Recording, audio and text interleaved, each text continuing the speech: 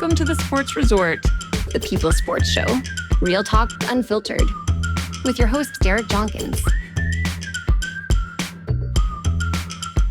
Hello, everyone. This is Derek Jonkins reporting live from the Sports Resort. Today I have golf pro, teacher, coach, extraordinary, 6'7", 6'9", Bobby Gates from Florida.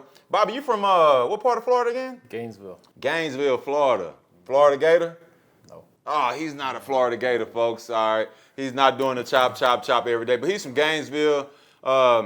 Played pro golf. Played at Texas A&M University. If I'm not mistaken, when Bobby came out of high school, he was 1 or 2 in the nation ranking. Could have went any college he wanted to. Had his pick and chose the Aggies. We'll get into that, why he chose the Aggies over Florida, being from Gainesville, which is very interesting. Come all the way from Florida to Texas. Hurricanes, weird weather, but tons of land, things like that. As Bobby, kind of went through his career and everything, and as I was just talking to him before we got on, he said that he played multiple sports growing up. Growing up, Bobby, how was it growing up in Gainesville? It was hot. Hot. Not too different than Houston. It rained every day. We got hurricanes and all that stuff, but it was good. I had a good group of guys around me. We all played every sport. We were athletes, like backyard football, basketball every day. Whatever season it was, whatever was on TV, that's pretty much what we did. So, yeah. Got you on that. So when did you first start playing golf? Probably 3. Ooh. Yeah, my dad played a lot. He was a mini tour pro, tried to be a big-time professional golfer, and then life got in the way and started having kids and family and all that. So at 3 years old, your dad gave you a golf club, and you were walking around the house breaking windows, or you just... Anything I could swing at. Okay, anything you swing. Okay, so you start playing at the age of 3, but also you play multiple sports, because I'm a big fan of that. I tell people, man, building a foundation. Everybody might not agree, disagree, whatever. But I'm a big fan of, as you build an athletic foundation, right? Because if you're going to put your kid, right, everybody's not going to take their kid the sports route, right? Some going to go this route, science, blah, blah, blah. But if you're going to go that sports route, my opinion and my experience over the years, and even me, for example, and my brothers and everybody, I'm a big fan of playing multiple sports, growing up, early on, to build a foundation and to have a little fun and be competitive, right? And also different friendships. I think you're around kids, around different people, and just learning different things. And of course, you never know, right, what you might like. What's your opinion on that? Because growing up, you said, you played multiple sports growing up. What's your opinion on that? I think you have to be an athlete first and then pick a sport from there. A lot of times the sport will dictate whether you're made for that or not. So based on your body type, size, speed, ability, you might not do really well with a high contact, intense sport like football, or you might enjoy the competitiveness of being a solo athlete like tennis or golf, or you could love being on a team and the team aspect. But Gotcha. I think the more you play team sports and any sport in general, there's enough carryover and crossover between sports that you can learn how to build on those prior experiences and motor patterns that you created doing another sport, and that ends up maybe benefiting you in a different one down the road. Got you on that. So let me ask you a question. I'm just going to throw this out there. So you train athletes now, right? You train athletes, and you're real passionate about it. I tell people every day, everybody not gifted with that. People want to do that, work with athletes and kids and train them, but when you hop into it, you're like, whoa, I don't know if this is for me. But the great ones, they love it. I tell people every day, doing what I do, the hardest part of the day is getting out the bed. Once I get out the bed, I love what I do, right? So you work with athletes all ages, up, down, blah, blah, blah. So to that, and I'm pretty sure parents ask you, right? Because you play pro, high level. What do you tell a parent? They say, no, what? I don't want my kids to play every sport. I want them just to play golf. And they're 5 years old. They say, hey, I don't care about the money. I have it. I want you to train them much as you can. We going at it at 5. Good luck. Good luck. They might have fun in the beginning, but eventually those kids tend to burn out when they get to Gotcha. be middle school, high school, and I've seen some really talented kids throughout my life that you just go, that's the next kid, that's the next Tiger Woods, that's the next Jordan Spieth, whatever. And then all of a sudden they turn 14, 15, they start driving, they get independent, and all of a sudden it's like, you know what, golf takes up a lot of my time, I'd rather not, and that's all I've done for 10 years. My parents have always pushed me into something, so let them be a kid, let them have fun. There's plenty of time. in college recruiting, that stuff doesn't really start till your sophomore year of high school anyway. So you kind of got to take the long-term view of it and say, let's just keep the kids having fun, teach them the basics, let them get a little bit better every year. And then all of a sudden, 5-6 years down the road, it's like, man, where did this kid come from? It's like, no, we've always been there. It's just, getting a little bit better every week that we see them. Gotcha. I totally agree on that. And I'm a tester that a lot of people don't know this. My best sport growing up was baseball. But I played it every day, even on the weekends. I just thought about it the other day, my little league coach, and he was just trying to do the best for us. He didn't, he wasn't doing. But I never forget it. We didn't have a game or a tournament that weekend. They had a Mexican league with grown Mexicans. And that's what they call it, Mexican Baseball League. And it was like older men, like on the east side of Houston. And he used to pick us up, and we go play in that league on Sundays. Like, he'd be like, hey, we're going to play in the Mexican League. We go out there grown, man, and we 15, 16, we didn't know. But fast forward, I never forget, man, once I got to 10th grade, I kind of hated baseball in a way. Like, it was to the point where I was like, dude, baseball. But I always look back, I'm like, man, if I wouldn't have, and we did every sport growing up, we did baseball more. If I wouldn't have did that every day, I probably would have kept going longer. And flip side of it, I got 3 brothers. I went to college on a football scholarship. They all went on baseball scholarship. But growing up, they played a lot of baseball, probably not as much as me. So they kind of hit their stride later on and stuck with it and went and played on college sports and things like that. So parents out there, try to keep it, fun, competitive, and things like that. So when as your kid grow, and like Bobby said, it's a process, right? It's years down the line. No college coach is coming around offering a kid at 6, 7 years old. It's just not happening. At 10, it's not happening, right? Especially nowadays where, look in the long-term goal. You know what? My kid is good at this sport or golf or whatever, right? All right, so now, boom. Let's hit the next sport. Let's go to the next one. I always try to do it in seasons. It's just my thing, if it's, if you're going to do 3 things or 4 things, all right, let's do it this season. Boom, let's take a break, and the next season, let's go after next one, right? And keep it kind of fun a little bit. I know it's competitive, but just keep it like a tweak here, fun. But, keep working hard at it. And it's, because everybody will have a different route. I tell people that every day, everyone has a different route to what they're trying to accomplish. So just kind of keep that in mind and things like that, parents and kids out there. So fast forward, Bobby. So you leave Gainesville, Florida. Boom, you commit to Texas A&M. How did you get to Texas A&M? The coach came recruit you. You ever heard of Texas A&M? Not really, no. Okay. All I knew about was the University of Texas. Okay. But in Florida, it's all Florida State, and Georgia, and maybe a couple others. But I had a lot of opportunities. Could have gone anywhere. I had a whole box full of letters from every coach in the country. I basically knew for me, I wanted to do golf year round. So I drew a box on a map from El Paso up to Stillwater, Oklahoma, because they had an amazing golf program, over to Chapel Hill, and was like, hey, anything in this box is fair game. The West Coast was just too far coming. So you were looking at it like, whatever college you pick, you have to be able to play golf year round there. Yeah. When you get there, it can't get freezing cold, and then you can't play golf. Yeah, now most like Illinois and then some of these places have amazing indoor facilities. Correct, but back then they didn't. But back then nobody had facilities like that. Correct. So it was kind of one of those deals like, if your goal is to be as good as you can at what you're going to be fully committed to, and I knew, being as highly recruited as I was, I had a chance to do this long term. My goal was to say, all right, college is going to prepare me for the next step, whether that's get a job, get a career, or play golf. Mm-hmm. So I had a conversation with Ricky Fowler one time about this because he turned pro after a couple of years. Who was Ricky Fowler? Ricky Fowler, I don't know. He's some guy who wears orange, right? He plays on the PGA Tour, won a bunch of money, and he's probably the most famous kid in my generation, right? So Ricky, he turned pro after 2 years at Oklahoma State, and I was like, dude, what are you doing, right? Get a degree, you never know, blah, blah, blah. Like, there's no sure thing in golf. Mm-hmm. Well, he had an amazing career, and it worked out for him. But he's like, look, I went to college so that I could learn time management, budget, how to be an adult, live without my parents, how to do my own laundry, all that little stuff. And then from there, he's like, okay, I'm ready. My golf game's always been ready, but now I'm ready as a person to take that next step. So picking a college is a huge deal because it not only prepares you for academics, athletics, but the rest of your life, and those are the life skills that you need to learn in college. No, that's very true. And you hit it on the time management. That's one thing I learned. I got to college, just time management. I kind of learned in high school a little bit because our football coach was real on it all the time, like time management, blah, blah, blah. And you got discipline if you was late, things like that. But when I got to college, I really learned it real quick because it was 5 a.m. workouts, meetings, class, meetings, travel, so everything. And a lot of people don't grasp that real quick.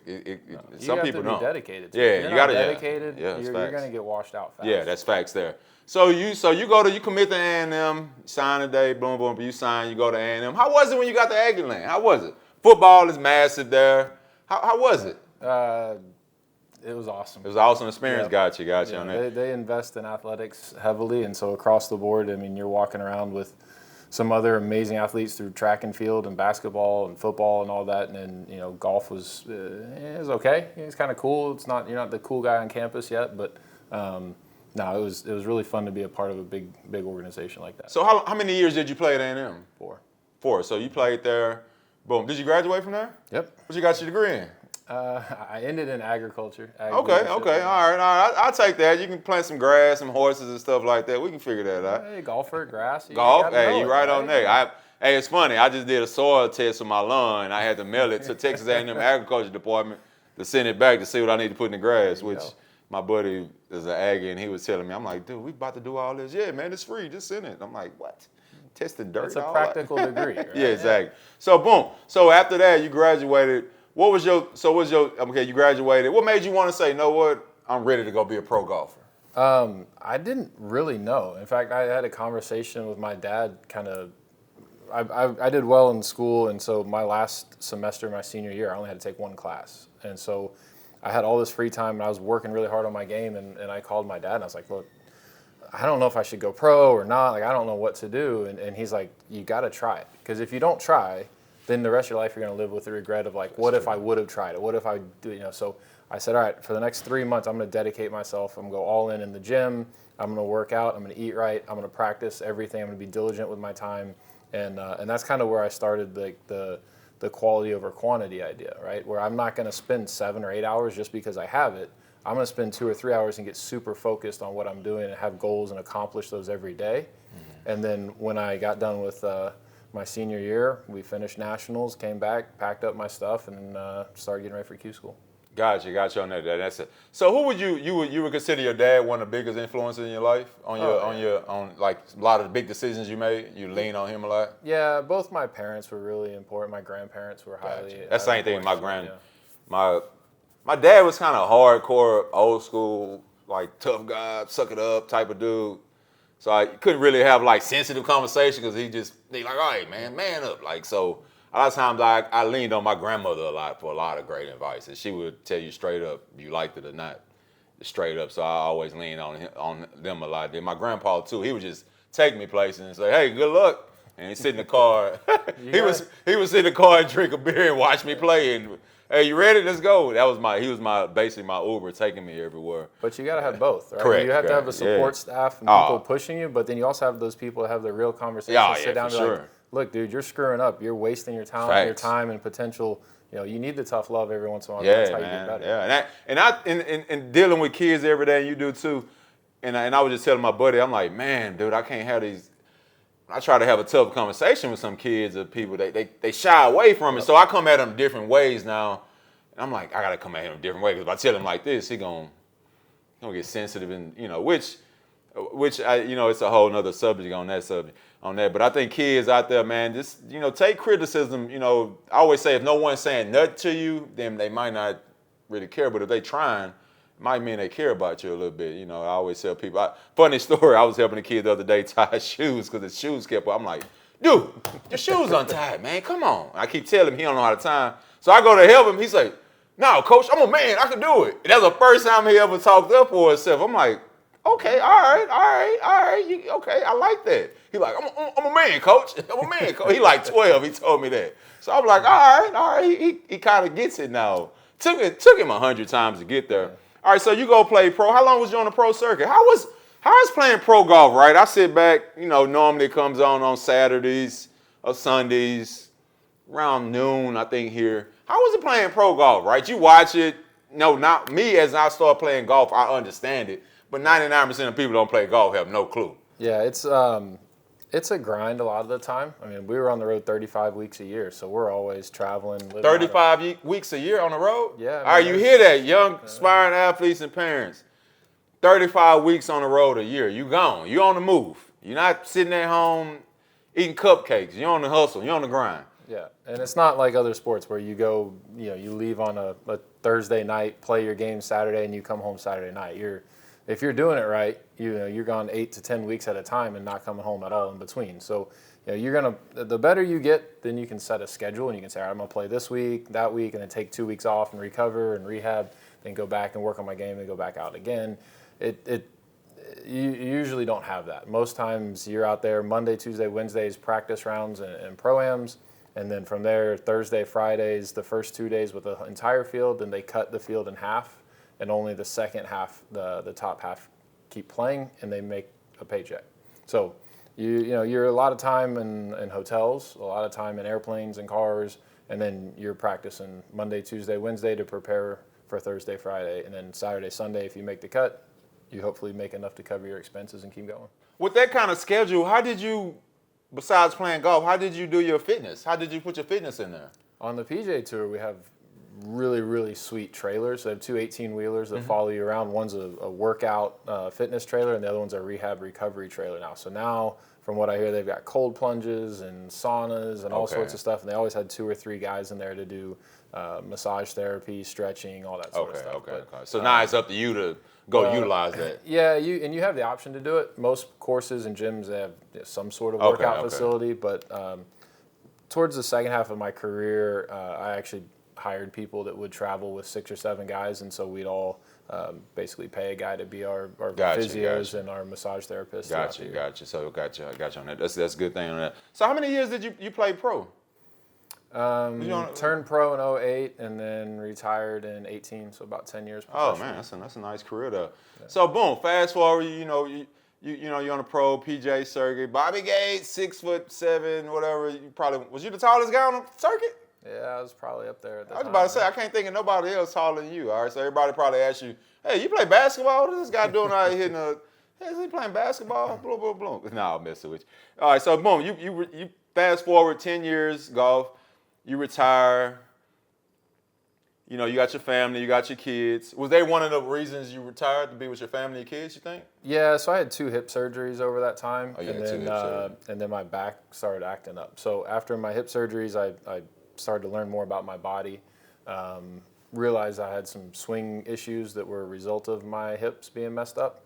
And then eventually my back, I have bone spurs in my spine now. So the amount of time that I need to practice to be competitive, I just can't do it. Good. And that's, what I always tell people as an athlete, right? We have signs that's showing you, hey man, it's time to go and hang it up, or, go and move on. And probably, I'm just 90% of the time we don't listen to those things. We just keep going, You just push through. We just I'm gonna suck it up, I'm gonna keep going, I'll be all right? But I always tell people, when it's time, it's time to go and move on to the next step. So you retire and fast forward, right? Now you have this great program, Summit Golf School. Mm-hmm. I think y'all do a great job with kids. I work with kids every day, and and as I was researching things for my daughter to play golf, and I'm like, man, and I'm asking people around, hey, who can I golf, right? And few said y'all. I got all kinds of weird names. But as I started doing a little research, and I met you and your wife, I'm like, dang, this is where I want to put my daughter at. Because for one, they have kids, they work with younger kids, and they have the patience. Because if you don't have the patience, you cannot do it. I tell people every day, if you don't have patience for young people, especially teaching them golf, which I consider the hardest sport to learn. I done did every sport. Golf is the hardest. I'll tell my buddies every day. I tell them all this. They ask me about golf. I say, yeah, starting off, it's gonna suck because you gotta learn. But once you get it, you're gonna get addicted to it. You're gonna want to go. So I always tell people, and that's with any parent out there who's looking for trainers, any sport. I always tell people, I can't train everybody. You can't train everybody. Not enough hours. But I always make sure that person you putting your kid with have the patience for them, right? And have the time also, because they don't have the time and the patience, the kid can't learn. Because I think consistency, especially early on, is one of the best ways to learn, right? And learning from the same person, because everybody speaks different language to a kid. Might be teaching the kid the same thing, but how you talk, how she talk, it can be different. They're like, I don't understand them. So I think that's a big thing on that note. So fast forward, you and your wife have this wonderful company, Summit Golf School. I think y'all have two locations. What, Cypress? Is Cypress Wood? Glenlock. Glenlock Farms. Is it right? Glenlock? Yep. And also Augusta Pines over here. When did y'all start Summit Golf School?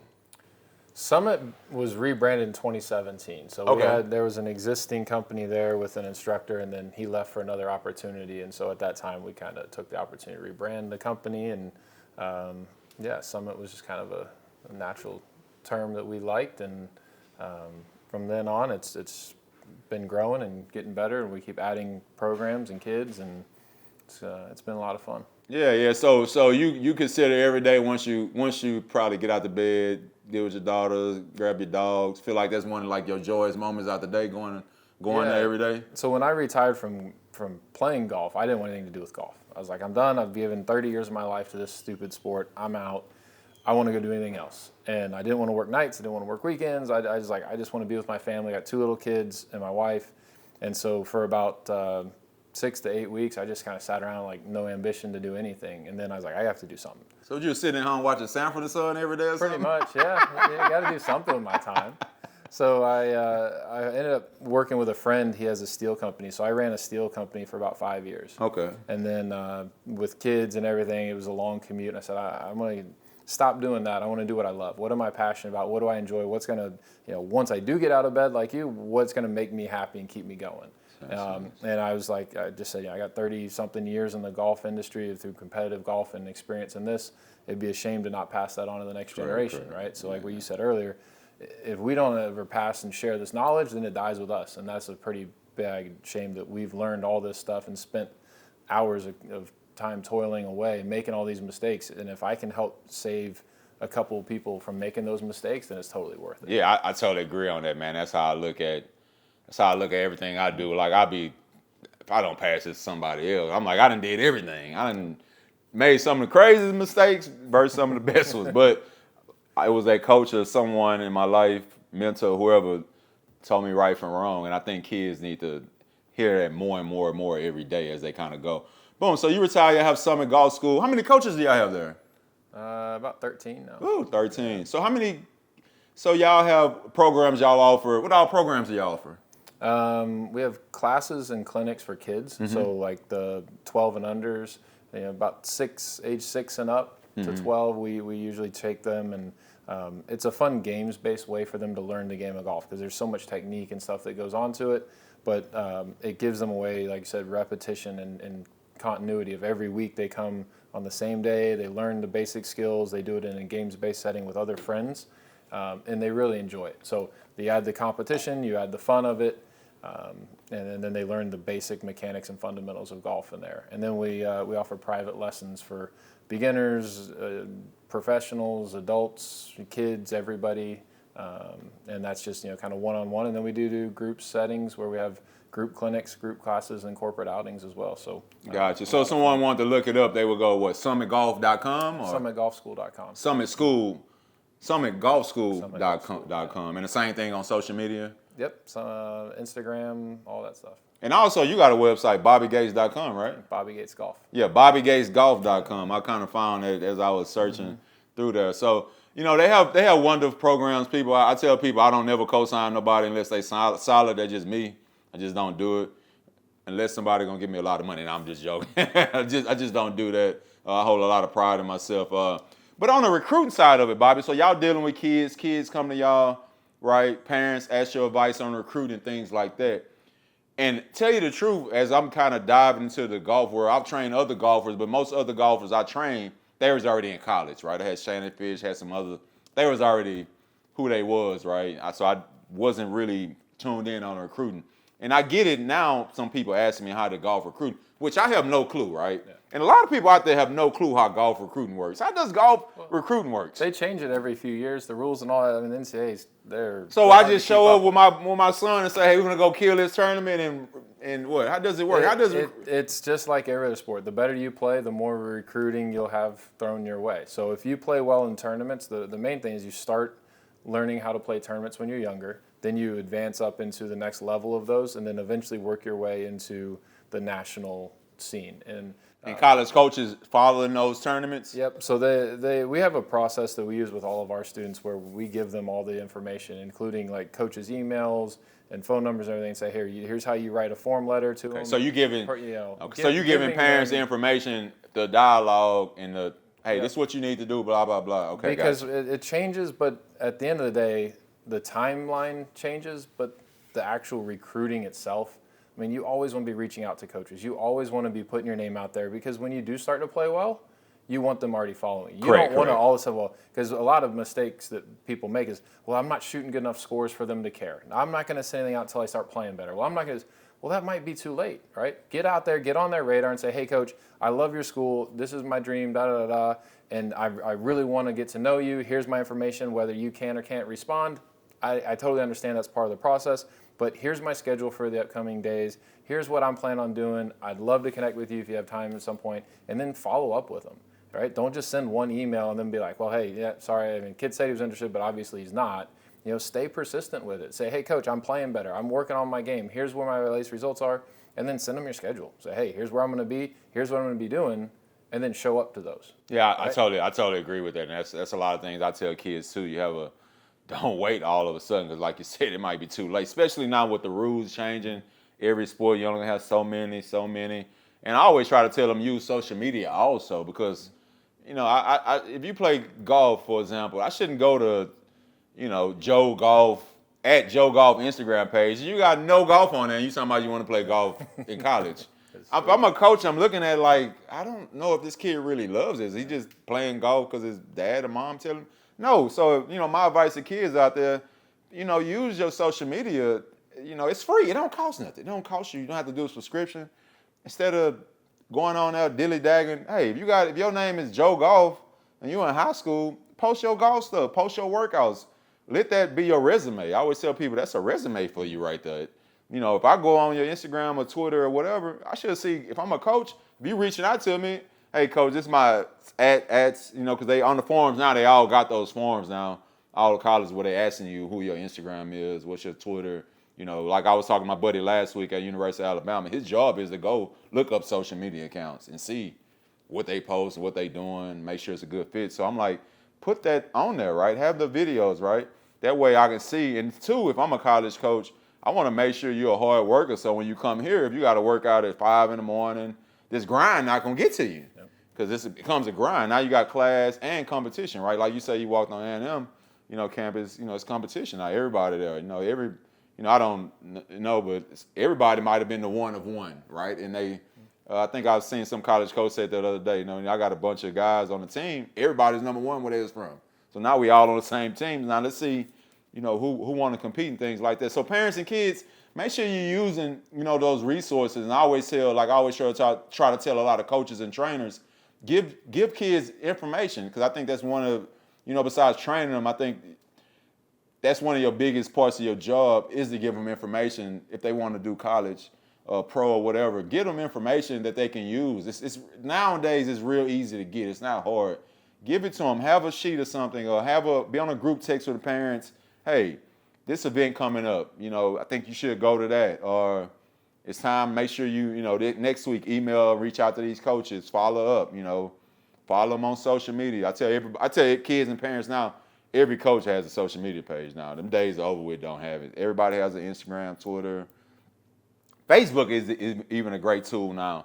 TikTok, all that stuff you can use because it just takes one person to see your video, your film, and then who knows where they might go from there. On that note, as you kind of hop into a career, into the business world, managing people, have workers for you, what's your take on, running a business, day-to-day operations? Because everybody can't do that. I tell people, everybody want to be an entrepreneur until you go have to do entrepreneur things every day. Yeah, well, I think that's what athletics really helps prepare you for that because you're doing the things that aren't fun, that aren't glamorous, that aren't enjoyable, but they go into making a successful business leader, right? You have to learn how to manage employees, manage your time. If you're a good business owner and a good manager, you're going to stay after and do the things that the other employees are just going to clock out and leave. You're going to have multiple full-time jobs doing accounting, doing bookkeeping, doing HR and payroll, all that stuff when you get going. that you're not going to get compensated for, right? Oh, There's going to be a lot of times that you're going to feed everybody else, but you're not going to eat, right? And that's just part of being a person in that business. That's true. I done went through there, had to pay a lot of people. I'm like, golly, where my money at? What's left over? And I even had a buddy of mine who was telling me a story. I was like, how did you start your business? And he was like, I started it with no money. I hired 10 people, didn't know I was going to pay them. Yeah. He was like, I just knew at the end of the week, I'm going to be able to pay him. So he went week by week building his company. He slept in his car until he can, it's a true story, until he can pay himself. He slept in his car, he said, for about the first year he paid everybody. But luckily everything worked out for him. He probably had one of the most successful businesses ever in the history in this field. All right, so and also a good example is Chris. I think, man, my film guy back here, I think I met Chris in the gym randomly, saw a guy with a camera. I'm like, hey, and he had a little boy. So I'm like, hey, dude, come I'm going to train your son, but I need you to do some videos for me. Because I ain't had no money, so I'm like, we're going to trade off, all right? You do video, I train your son, right?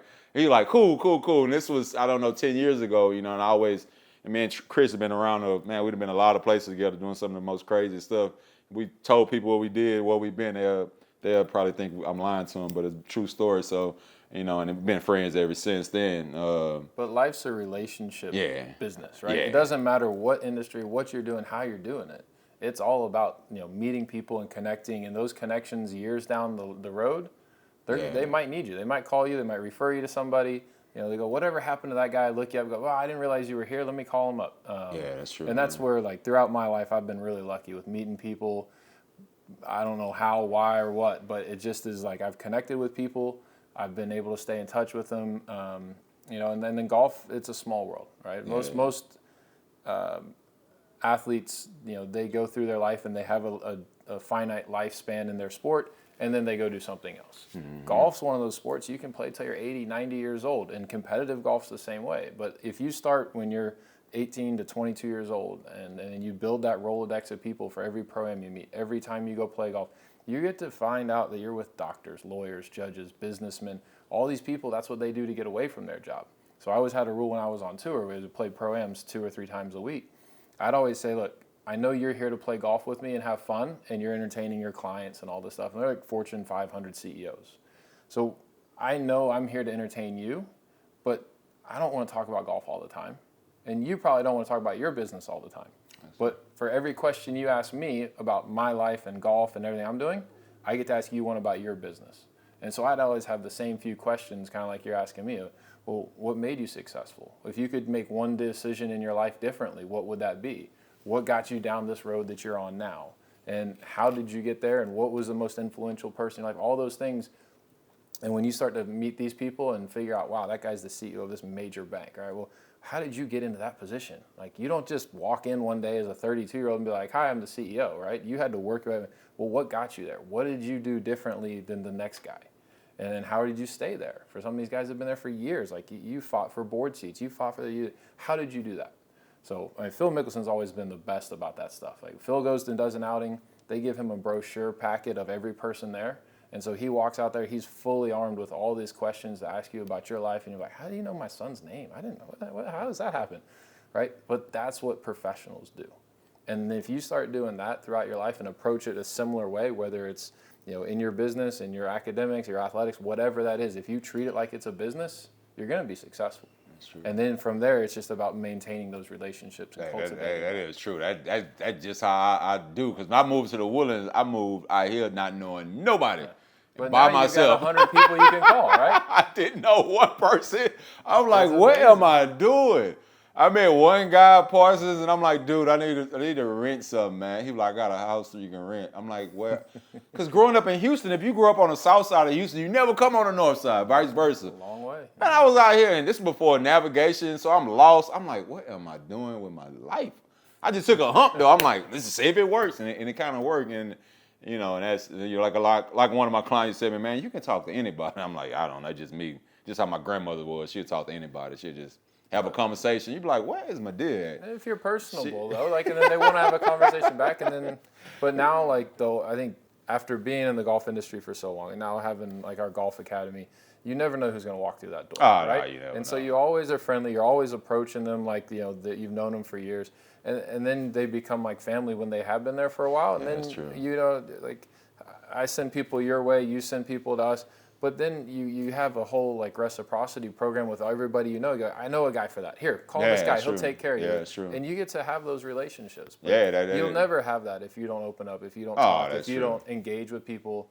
I think that's really important for people to know these days. It's like we spend so much time isolated in our phones, and social media is great, but it's really time consuming for a lot of stuff, right? Correct. And like you made a point earlier about social media, but these kids, it lives forever on there, right? Yeah, so if you put some stupid video up there and I'm gonna go play football, blah blah blah. Well, they look at you. You check all the boxes except for this one video we found. Yeah, that's true. You're done. Yeah, so that's true. You got to think twice before you hit that button. Yeah, that's true. And that's why I always tell parents, I hate when I hear a parent, oh, my kid grown. Your kid is not grown. They're a kid.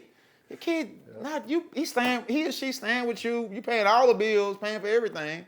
They not grown. So you got to watch everything they do. You got to watch everything. I love it when I meet a parent and they like, and I'm like, who run your kids' social media? And they like, I do. We all on there. We all watch. I'm like, oh, I love that. Y'all are on it. Like, let's use this. Boom, boom. But I hate when I hear a parent, well, they do it. I don't know. I don't do it. I'm like, dude, they grown. I'm like, no, your kid is not grown. Your kid going to do what you say do.